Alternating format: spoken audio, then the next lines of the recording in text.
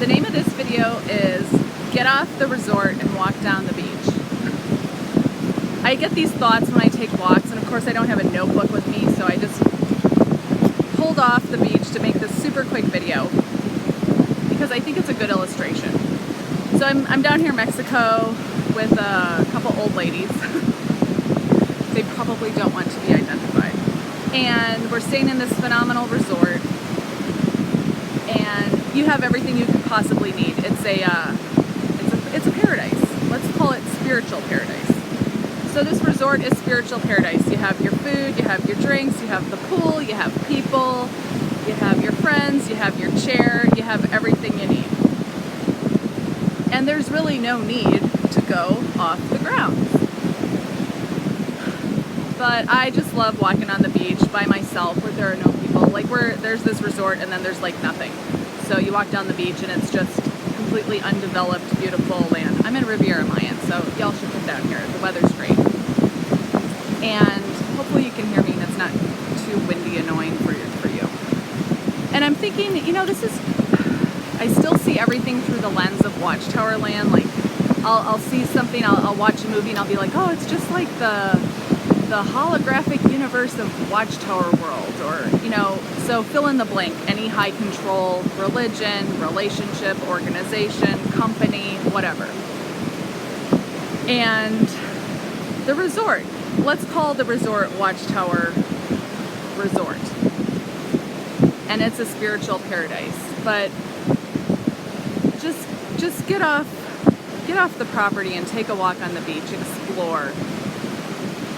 It feels so good. So the song of the day, or I should say the album of the day, is Modest Yahoo. If you've never heard of him, look him up on YouTube. He's a Hasidic Jew who does reggae music. He just is awesome. His lyrics are really deep. They totally resonate with me. And just walking down the beach, like just re-energizing myself and just raising my frequency, my vibration, and it just, I want to hold on to this every day, but vacation doesn't last forever. I got to go home and work so I can go on another trip. But I hope anybody watching this is doing well and that you can take a little vacation for yourself. And if not, go get yourself a massage or do something for you today. Self-care. It's huge. And walk on the beach, the figurative beach. But it's funny. So this resort we're staying in, it's mostly like timeshares.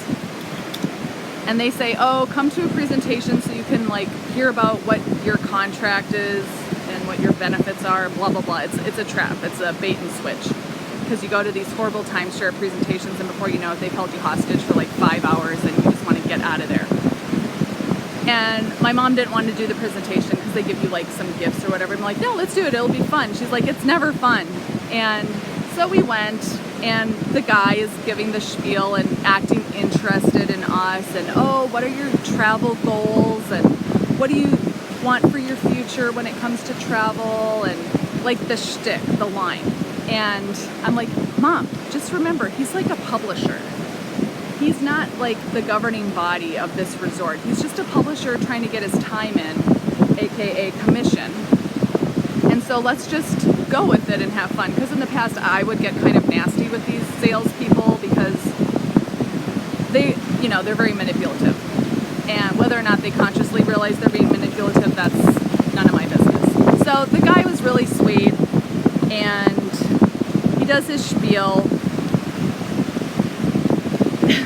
And at one point, I'm like, we're not interested. We don't want to upgrade. Let us go. Give us our gift. Have a great day. Let's not waste each other's time. And he wanted to keep wasting our time and show us the upgraded room and blah, blah, blah.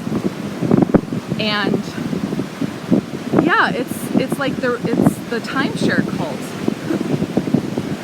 But so that's why I'm grateful for my education in a high control religion, is once you've experienced that and gotten out of it, you've gone down the beach, it no longer has control over you across the board, whether it's a network marketing company, whether it's timeshare salesman, whatever.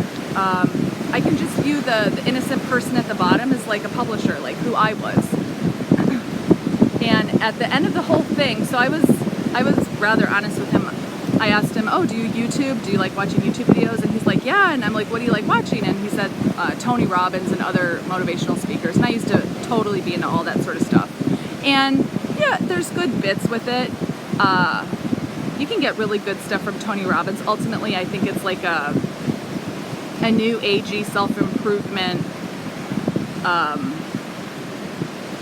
Like they get the people there, because I've gone to a class like that. I paid a lot of money to go to like a self-improvement course like that in the past. So it was kind of like Inception, the movie. I was in a cult. Anyway, but that one I had to spend a lot of money. So what did I say to him? Anyway, he does his spiel. He wants to just keep talking. I'm like, we're not interested. So this is the point in the conversation. I'm speaking to him. I'm like, this is the point in the conversation where you can respect our request to leave right now, and then we'll feel good about each other. We'll feel good towards you, and you can know that you did your best to try to upgrade us, and it just didn't work.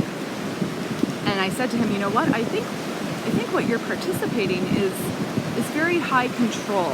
And I get that you believe in the company and the product and the vision that you're selling, but we just don't want it. And he said to me, I've never met anybody like you. Now, whether or not he was just feeding me another line to stroke my ego, I don't know. I don't care. But he just said, I've never met anybody like you who was so honest with me. And I'm like, and I think you're a good guy. Just be aware of what you're participating in here, and see if you really want to invest a lot of time in this company. So whatever. I make everything a game now. Yeah, whether that helps anybody listening here, fine, cool. Is there anything else I want to say? No, just look at the ocean and gratitude, thankfulness, focusing on grace, the gift of grace, freedom,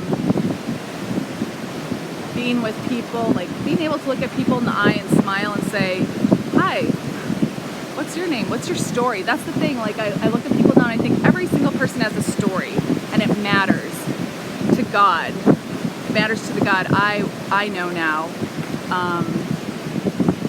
And it's not my job to convert them to my belief system. It's just my job to love them, to love everybody. And if they abuse me, then I can leave, because that's also showing them love. Leaving the space of an abusive relationship or organization actually shows love to the people still in that relationship, because you're no longer enabling them to keep abusing you. Well, I'm going to go now. I'm going to listen to some more Modest Yahoo, give you a little view of the ocean. If the audio came through on this, I'll put this up, but it might be too windy. So, ciao for now. Bye. Oh.